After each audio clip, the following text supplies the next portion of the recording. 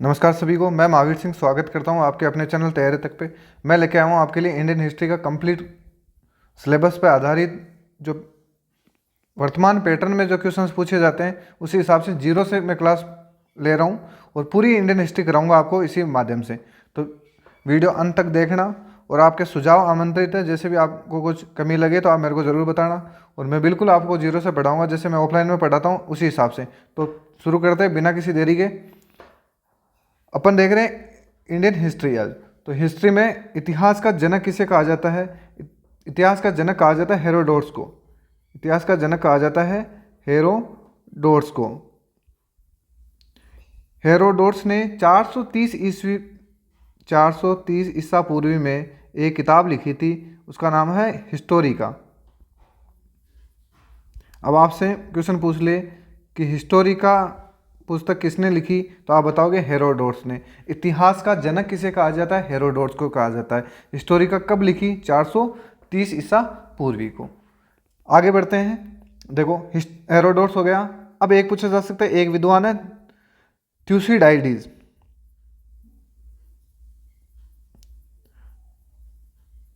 थ्यूसिडाइज इनके बारे में पूछ ले तो इनका क्या योगदान है? तो इन्होंने हिस्ट्री को साइंटिफिक और रेगुलेशन किया है, यानी वैज्ञानिक व क्रमबद्ध इतिहास का जनक किसे कहा जाता है? थ्यूसिडाइज को कहा जाता है। आपसे क्वेश्चन पूछ ले कि वैज्ञानिक व क्रमबद्ध इतिहास का जनक किसे कहा जाता है? तो आप बताओगे थ्यूसिडाइज को कहा जाता है। इतिहास का जनक किसे कहा जाता है? हेरोडोट्स को। इन्होंने हिस्टोरिका लिखी है और इन्हें वैज्ञानिक व क्रमबद्ध इतिहास का जनक कहा जाता है। अब एक नाम आपने सुना होगा, ये क्वेश्चन काफी बार पूछा गया है, प्लिनी। प्लिनी का नाम सुना है आप लोगों ने? तो प्लिनी ने क्या करा? प्लिनी ने नेचुरल हिस्ट्री नामक पुस्तक लिखी थी। ये क्वेश्चन बहुत इंपॉर्टेंट है कि नेचुरल हिस्ट्री किसने लिखी थी? नेचुरल हिस्ट्री लिखी थी, वो लिखी थी प्लिनी ने। यहां तक कंप्लीट हो गया। यानी इतिहास का जनक कहा जाता है हेरोडोट्स को। इन्होंने 430 ईसा पूर्वी में हिस्टोरिका नामक पुस्तक लिखी। वैज्ञानिक व क्रमबद्ध इतिहास का जनक किसे माना जाता है? तो ये माना जाता है थ्यूसिडाइज को। प्लिनी ने नेचुरल हिस्ट्री लिखी है। फिर चलते अपन क्रिस्टोफ सेलियरस के पास। क्रिस्टोफ सेलियरस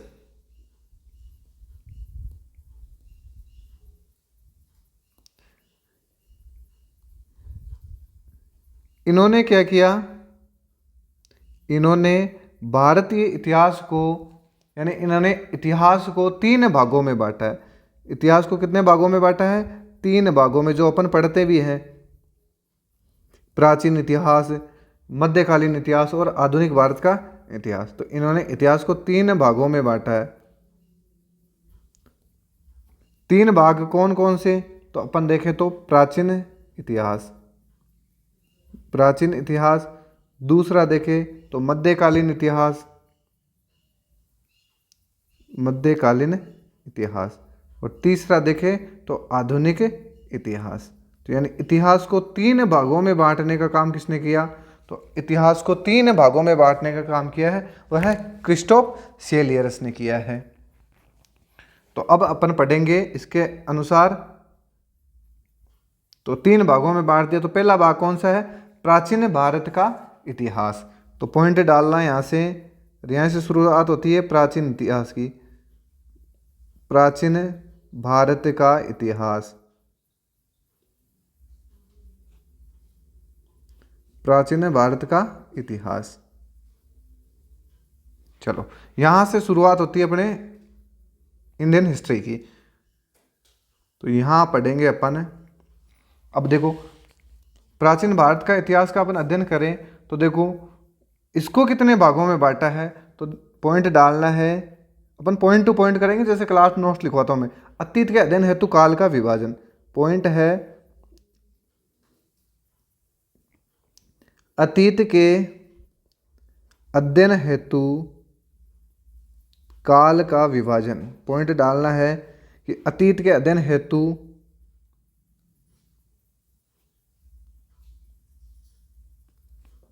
हेतु काल का विभाजन। बिल्कुल जीरो से पढ़ाऊंगा, आप आराम से पढ़ना, कोई सा भी एग्जाम दो फिर आप चाहिए। अतीत का विभाजन। अब देखो, अतीत के अध्ययन के लिए अपन काल के विभाजन करेंगे तो कितने भागों में बांटेंगे? अपन 3 भागों में बांट देते हैं, जैसे प्राग ऐतिहासिक काल, आधे ऐतिहासिक काल और ऐतिहासिक काल। तो यह आपने सुना ही होगा, यहां से कैसे क्वेश्चन पूछे जाते हैं मैं सारा लिखाऊंगा इंपॉर्टेंट करा के। तो अपन चलते हैं पहला ही है विभाजन, 3 भागों में बांटा अपन। पहला है प्राग ऐतिहासिक काल। प्राग ऐतिहासिक काल, प्राग ऐतिहासिक काल। अब इसमें अपन पढ़ते हैं कि इसमें क्या क्या हुआ था। इसमें पॉइंट है, देखो, इस काल में मानव को किसी प्रकार की लिपि व लेखन कला का ज्ञान नहीं था। यानी मानव को, आप पूरा से लिख लेना, मानव को लिपि व लेखन कला का ज्ञान नहीं था। मानव को, इस काल के मानव को न तो लिपि की पहचान थी, न ही लेखन कला का ज्ञान था। यानी मानव को लिपि व लेखन कला का ज्ञान नहीं था। अगला पॉइंट है इसमें कि इसके अंतर्गत मानव उत्पत्ति से लेकर 3000 ईसा पूर्व का काल आता है। यानी मानव की जब उत्पत्ति हुई थी, मानव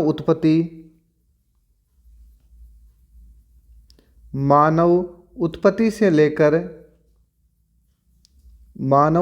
लेकर जो 3000 ईसा पूर्व तक का काल था, वो किस में आता है? तो वो आता है प्राग ऐतिहासिक काल में। और इसमें अपन अध्ययन करते हैं, वो करते हैं पाषाण काल व ताम्र पाषाण काल का अध्ययन। यानी पाषाण काल व ताम्र पाषाण काल का अध्ययन किसमें करते हैं अपन? तो वो करते हैं प्राग ऐतिहासिक काल में। अपन ने पढ़ा, विभाजन करा था अपन ने का अतीत के अध्ययन के लिए, तो प्रागैतिहासिक काल, आधे ऐतिहासिक और ऐतिहासिक काल। जो अपना चल रहा है वर्तमान में, यह है ऐतिहासिक काल।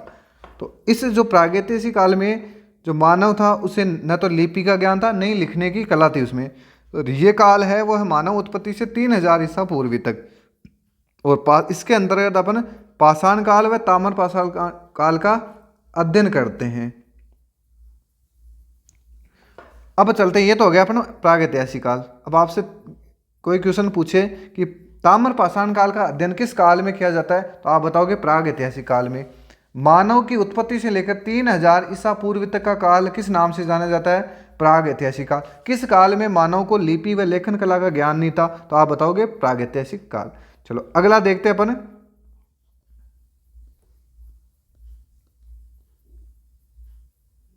अगला है आधे ऐतिहासिक काल। आधे ऐतिहासिक काल 2 नंबर डालना है, वह है आधे ऐतिहासिक काल।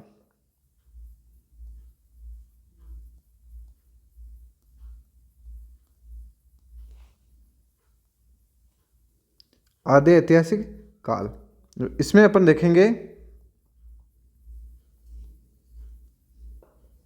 पहला ही पॉइंट है अपना कि इस काल में मानव को किसी न किसी लिपि का तो ज्ञान हो गया था, लेकिन वो अभी तक पढ़ी नहीं। यानी उसमें जो प्रागैतिहासिक काल था, उसमें न तो लिपि का ज्ञान था, न ही लेखन कला को ज्ञान।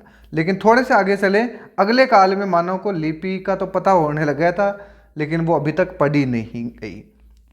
तो यानी लिखना इसमें, मानव को किसी न किसी लिपि का ज्ञान हो गया। मानव को किसी न किसी लिपि का ज्ञान,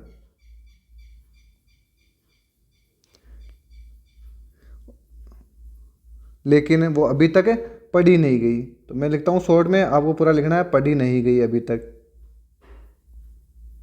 मानव को किसी न किसी लिपि का ज्ञान हो गया, लेकिन वो भी पढ़ी नहीं गई। चलो अगला पॉइंट देखते हैं अपन। अगला क्या है इसमें? तो इसके अंतर्गत हड़प्पा व वैदिक सभ्यता का अध्ययन किया जाता है। यानी आधे ऐतिहासिक काल में जो हड़प्पा व वैदिक सभ्यता किसके अंतर्गत आती है? वो आती है आदि ऐतिहासिक काल।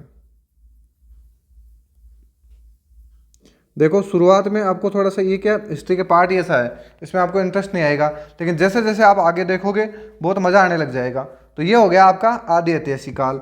अब करते हैं अपन ऐतिहासिक काल। अगला है वह तीसरा, वह ऐतिहासिक काल।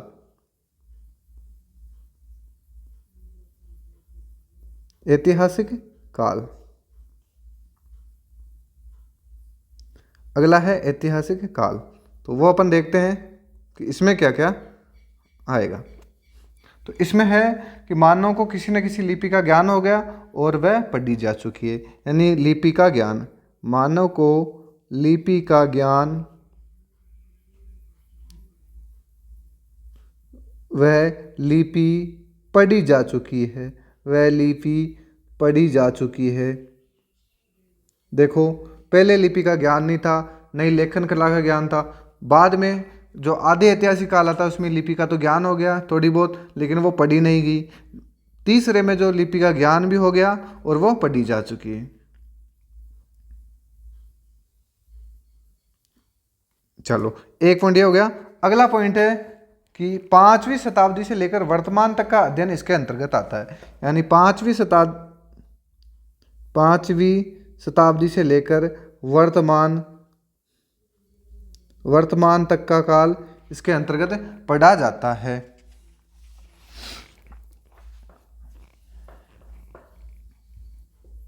ये तो हो गया।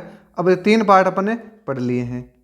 चलो अब देखते हैं अपन पहला पार्ट पढ़ेंगे प्राग ऐतिहासिक काल। पहला पार्ट पढ़ेंगे अपन प्राग ऐतिहासिक काल। पहला पढ़ेंगे अपन प्राग ऐतिहासिक काल। पॉइंट डालना है प्राग ऐतिहासिक काल। और इसमें क्या क्या पढ़ेंगे अपन, तो इसमें पढ़ेंगे पाषाण काल व ताम्र पाषाण काल। इसमें पढ़ेंगे अपन पाषाण काल व ताम्र पाषाण काल।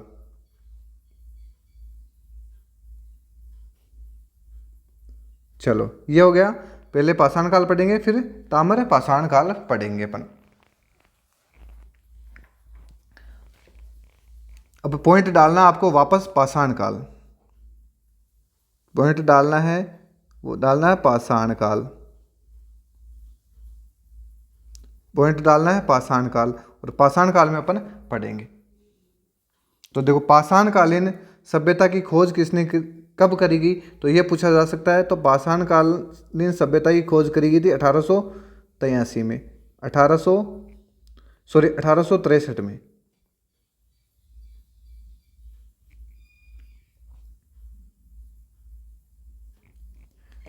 अब इसमें देखो पाषाण काल को भी 3 कालों में विभाजित किया गया है। पाषाण काल को 3 भागों में विभाजित किया गया है। 3 भागों में या 3 कालों में, 3 कालों में विभाजित किया गया है। 3 काल कौन कौन से, तो देखो एक तो है वो है पूरा पाषाण काल, और यहाँ से क्वेश्चन पूछे जाते हैं पूरा पाषाण काल। दूसरा है वह है मध्य पाषाण काल, मध्य पाषाण काल। और तीसरा है वह है नव पाषाण काल। तीसरा है वह है नव पाषाण काल। तो देखो पाषाण काल पढ़ रहे हैं। पाषाणकालीन सभ्यता की खोज कब की गई, 1863 ईस्वी में। और इसको 3 कालों में विभाजित किया गया पाषाण काल को। 3 काल कौन कौन से हैं, पूरा पाषाण काल, मध्य पाषाण काल और नव पाषाण काल। अब अपन पहले पढ़ेंगे पूरा पाषाण काल को। पूरा पाषाण काल, तो पॉइंट डालना वापस पूरा पाषाण काल।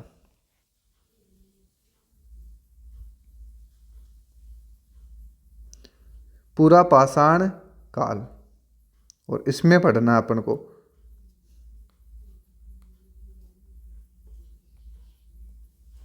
चलते हैं। तो देखो इसमें मानव का जीवन अस्थायी था। जब पूरा पाषाण काल था इस समय मानव का जीवन अस्थायी था, यानी अस्थिर था। और मानव क्या करता, शिकार करके अपना भोजन संग्रह करता था। तो पहला पॉइंट है इसमें कि मानव का जीवन अस्थायी या अस्थिर था। मानव का जीवन मानव का जीवन अस्थिर था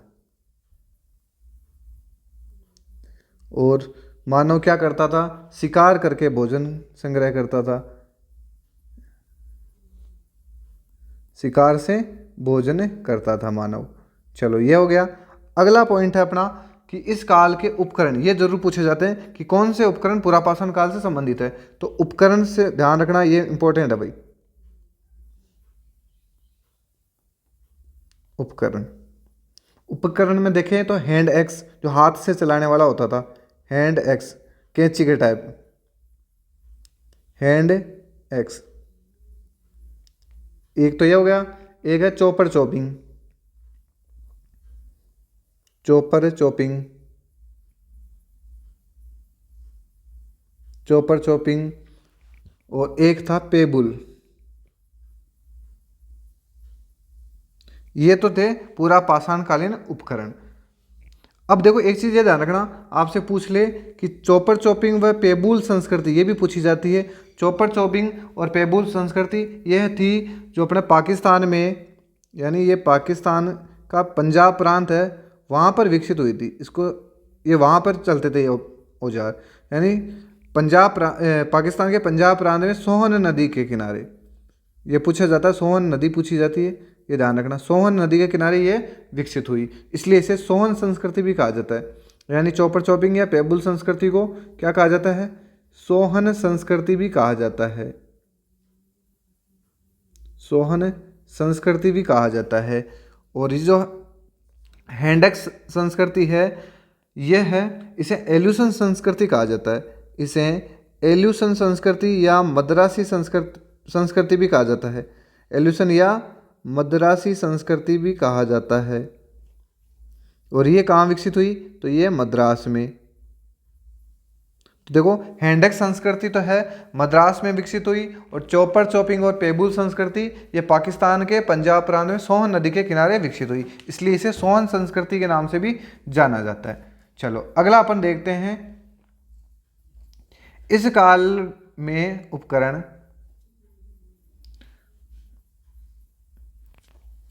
अगला पॉइंट लिखना है इसमें कि इस काल में उपकरण पत्थर की फलक की सहायता से बनाए जाते हैं, इसलिए इसे फलक संस्कृति भी कहा जाता है। यानी उपकरण किसके बनाए जाते थे,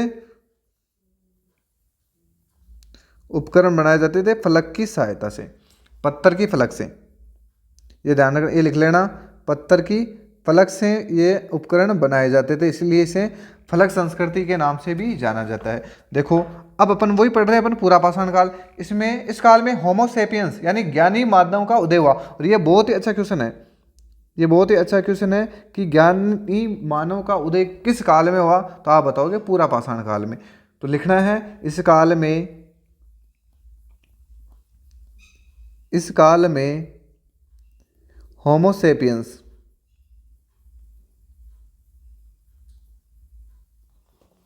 इस काल में होमोसेपियंस उसे बोला जाता है ज्ञानी मानव, ज्ञानी मानव का उदय।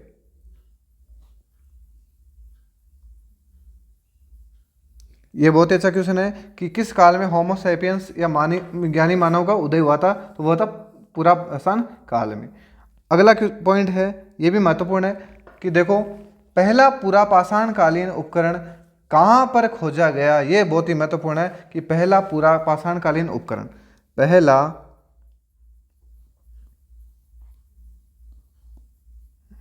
पॉइंट लिखना है, पहला पूरा पाषाण कालीन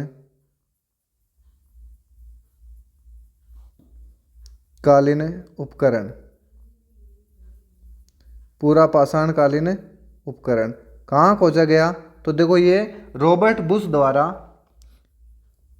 ये पूरा लिखना है, रॉबर्ट बुश द्वारा, रॉबर्ट बुश द्वारा मद्रास के पास एक जगह है पल्लवरम,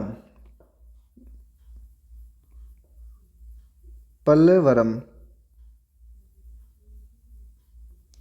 मद्रास में, वहाँ पर खोजा गया। तो ये ध्यान रखना कि पहला पूरा पाषाण कालीन उपकरण किसके द्वारा खोजा गया, रॉबर्ट ब्रूस द्वारा। ये कौन थे रॉबर्ट ब्रूस, ये भी ध्यान रखना, ये पूछा जा सकता है। भूवैज्ञानिक थे, भूवैज्ञानिक थे, भूवैज्ञानिक थे। इन्होंने पल्लावरम मद्रास में खोजा था। चलो अगला है, अगला पॉइंट है कि देखो एक हड्डी की बनी नारी की मूर्ति भी मिली थी, वो मिली थी बेलन घाटी में। ये क्वेश्चन भी इंपॉर्टेंट है भाई, ये पॉइंट लिखना, ये भी इंपॉर्टेंट है। अगला पॉइंट है, ये भी इंपॉर्टेंट है, इलाहाबाद जिले के, इलाहाबाद जिले के बेलन घाटी, इलाहाबाद के बेलन घाटी में स्थित, इलाहाबाद के बेलन घाटी में स्थित जगह है लोहंदा।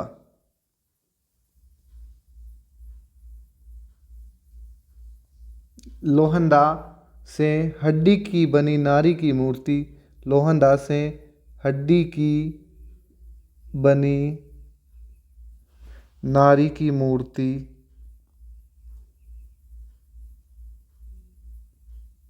नारी की बनी मूर्ति मिली। ये पॉइंट अच्छा है, तीनों पॉइंट इंपॉर्टेंट है। देखो शुरुआत का टाइम है, धीरे धीरे अपन एडजस्टमेंट कर लेंगे, फिर आराम से लिखाएंगे। अगला पॉइंट है, लास्ट पॉइंट है। आज थोड़ा मैंने स्पीड से भी बढ़ाया, तो फिर अगले टाइम में थोड़ा सा धीरे ले लेंगे। अब इसी काल में मानव ने पहली बार रहने के लिए गुफाओं का प्रयोग किया। इसी काल में, यानी आपसे पूछे कि किस काल में मानव ने रहने के लिए गुफाओं का प्रयोग किया, तो वो था पूरा पाषाण काल। तो लिखो इसी काल में, इसी काल में मानव ने, जैसे टॉपिक पूरा होगा मैं आपको प्रैक्टिस भी कराऊंगा जो पीछे क्वेश्चन आए हुए हैं या ऑब्जेक्टिव क्वेश्चन से। इसी काल में मानव ने, यानी मेरा उद्देश्य है कि आपको पूरा टॉपिक कंप्लीट करा के उसकी प्रैक्टिस भी करवाने। तो इसी काल में मानव ने पहली बार रहने के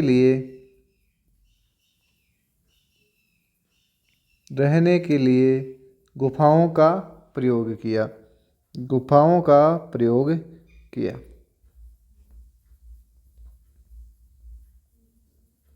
गुफाओं का प्रयोग किया। वो गुफाएं कहाँ पे थी वो भी पूछा जाता है, तो वह थी भीमबेटका, मध्य प्रदेश की पहाड़ियों में, भीमबेटका की गुफाएं। और ये है कहाँ, भीमबेटका मध्य प्रदेश में, यानी भीमबेटका की पहाड़ियों में जो गुफा बनी हुई थी, इसमें मानव ने पहली बार रहने की का प्रयोग किया था। तो ये हो गया आपके, मैं वापस बता देता हूँ, अपन पूरी हिस्ट्री एक बार वापस रिवाइज कर लेते हैं। अपन हिस्ट्री पढ़ रहे हैं, अपन हिस्ट्री में इतिहास का जनक कहा जाता है हेरोडोट्स को। इसने हिस्टोरिका नामक पुस्तक लिखी। फिर है ट्यूसिडाइज, इसे वैज्ञानिक व क्रमबद्ध इतिहास का जनक कहा जाता है। पिलिनी ने नेचुरल हिस्ट्री लिखी है। फिर है क्रिस्टोफ सेलियरस, इसने इतिहास को 3 भागों में बांटा है, प्राचीन भारतीय इतिहास, मध्यकालीन इतिहास और आधुनिक इतिहास। अब पहले पढ़ेंगे अपन प्राचीन भारत का इतिहास। अतीत के अध्ययन के हेतु काल का विभाजन किया गया है, इसमें 3 भागों में बांटा, प्रागैतिहासिक काल, आधे ऐतिहासिक काल और ऐतिहासिक काल। पहला पढ़ेंगे अपन प्रागैतिहासिक काल। मानव को लिपि व लेखन कला का ज्ञान नहीं था, यानी इस काल में मानव को न तो लिखने का पता था, न ही लेखन कला का ज्ञान था। मानव उत्पत्ति से लेकर 3000 ईसा पूर्वी तक का जो काल था वो प्रागैतिहासिक काल में आता है। और इसके अंतर्गत अपन पाषाण काल व ताम्र पाषाण काल का अध्ययन करते हैं, यानी पाषाण काल और ताम्र पाषाण काल का युग है वो किस में आता है, प्रागैतिहासिक काल में आता है। अगला है फिर है आधे ऐतिहासिक काल। आधे ऐतिहासिक काल, किसी न किसी लिपि का तो ज्ञान हो गया था मानव को किसी न किसी लिपि का तो ज्ञान हो गया था, लेकिन वो पढ़ी नहीं गई, पढ़ने में नहीं आ रही थी। और इसके अंतर्गत अपन हड़प्पा सभ्यता और वैदिक सभ्यता का अध्ययन करते हैं। फिर बात आती है ऐतिहासिक काल की। ऐतिहासिक काल में मानव को लिपि का भी ज्ञान हो गया था और वह लिपि पढ़ी भी जा चुकी थी। और वर्तमान में इसको, यानी 5वीं सदी से लेकर वर्तमान तक का जितना भी है वो अपन ऐतिहासिक काल में पढ़ते हैं। अब बात आती है ये 3 कालों में, प्राग ऐतिहासिक सबसे पहला काल है, वो पढ़ेंगे अपन। तो प्राग ऐतिहासिक काल में पाषाण काल व ताम्र पाषाण काल पढ़ा जाता है। तो सबसे पहले पढ़ रहे हैं अपन पाषाण काल। और पाषाणकालीन सभ्यताओं की खोज कब की गई, ये क्वेश्चन पूछा जाता है, तो वो की थी 1863 में। और इस पाषाण काल को भी 3 भागों में बांटा है। कैसे बांटा है? पूरा पाषाण काल, मध्य पाषाण काल और नव पाषाण काल। फिर अपन ने पूरा पाषाण काल पढ़ा है। पूरा पाषाण काल, इसमें मानव का जीवन अस्थिर था, मतलब अस्थायी था। मानव का कोई अता पता नहीं था कि हाँ अभी तो अपन जैसे रह रहे हैं, अपने घर बनाए हुए हैं, कॉलोनियाँ बसी हुई है। उस टाइम कोई फिक्स नहीं था, आज मानव यहाँ है, कल और कहीं, परसों और कहीं। यानी मानव का जीवन अस्थिर था, यानी अस्थायी था। और मानव अपना, अभी अपन जैसे खाना गेहूं की है, बाजरे की रोटी है, जौ की है, मक्के की है, चावल है, ये खाते हैं। उस टाइम मानव क्या करता था? अपना भोजन शिकार करके संग्रहित करता था, यानी शिकार करके भोजन का संग्रह करता था। और उपकरण क्या थे? हैंड एक्स, जैसे हाथ से चलाने वाले उपकरण थे जो कैंची के टाइप, चॉपर चॉपिंग थे, पेबुल थे, तो ये वाले उपकरण थे। अब उपकरणों के हिसाब से भी संस्कृतियां बढ़ गई। जैसे चॉपर चॉपिंग और पेबुल जो उपकरण थे वो थे पाकिस्तान में, पंजाब प्रांत है, वहाँ सोन नदी के किनारे विकसित, वहाँ मिले थे। और इसलिए इसे सोन संस्कृति भी कहा जाता है। और हैंडेक्स थे अपने मद्रास में, भारत में ही, तो इसे एल्यूशन संस्कृति या मद्रासी संस्कृति भी कहा जाता है। तो ये हो गया उपकरण। उपकरण से रिलेटेड सीधा क्वेश्चन आता है। फिर बात करते हैं उपकरण कैसे थे। तो पत्थर की फलक के बने होते थे, यानी जो बाठा हुआ है, बाठा का जो उपकरण बनेड़ा होता, बाढ़ तो कहाँ का हुआ है, बाढ़ जी अपने लोहे का बनेड़ा है, अलग अलग टाइप का। तो उस समय उपकरण थे पत्थर के, इसलिए इसको फलक संस्कृति भी कहा जाता है। किसको? पूरा पाषाण काल में। और फिर बात आती है जो इंपॉर्टेंट मैंने पॉइंट लिखा है 3, इस काल में होमोसोपियंस यानी ज्ञानी मानव का उदय हुआ। ज्ञानी मानव का उदय किस काल में हुआ? तो आप बताओगे पूरा पाषाण काल में। पहला पूरा पाषाणकालीन उपकरण कहाँ खोजा गया? ये बहुत ही महत्वपूर्ण क्वेश्चन है। तो वो खोजा गया था पल्लावरम, मद्रास में। किसने खोजा? रॉबर्ट ब्रूस ने खोजा था। ये कौन थे रॉबर्ट ब्रूस? ये भूवैज्ञानिक थे। बात आती है अगला, इलाहाबाद जिले के बेलन घाटी में स्थित है लोहदा से हड्डी की बनी नारी की मूर्ति। ये भी बहुत अच्छा क्वेश्चन है कि हड्डी की बनी नारी की मूर्ति कहाँ से मिली है? तो आप बताओगे बेलन घाटी से मिली है। बेलन घाटी कहाँ है? इलाहाबाद, उत्तर प्रदेश में। और कौन सी जगह से? लोहंदा से, ये ध्यान रखना। फिर बात आती है कि इस काल में मानव ने पहली बार रहने के लिए गुफाओं का प्रयोग किया। तो आपसे क्वेश्चन पूछ ले कि मानव ने पहली बार रहने के लिए किसका प्रयोग किया? आप बताओगे गुफाओं का, यानी मानव गुफाओं में रहने लग गया। किस काल में? तो पूरा पाषाण काल में। और वो गुफाएं अपन कहाँ मिलती है, प्रमाणित कहाँ हुई है? तो वो भीमबेटका की गुफाएं। इसलिए क्वेश्चन पूछा जाता है कि भीमबेटका की गुफाएं कहाँ हैं? तो वह है मध्य प्रदेश में। तो ये हो गया अपना इस पार्ट। अगले पार्ट में पढ़ेंगे अपन मध्य पाषाण काल। अगले काल में पॉइंट में पढ़ेंगे मध्य पाषाण काल, और इसी हिसाब से अपनी हिस्ट्री चलेगी। तो वीडियो अच्छा लगे तो लाइक जरूर करना। मिलते हैं अगले वीडियो में, जब तक के लिए जय हिंद, जय भारत।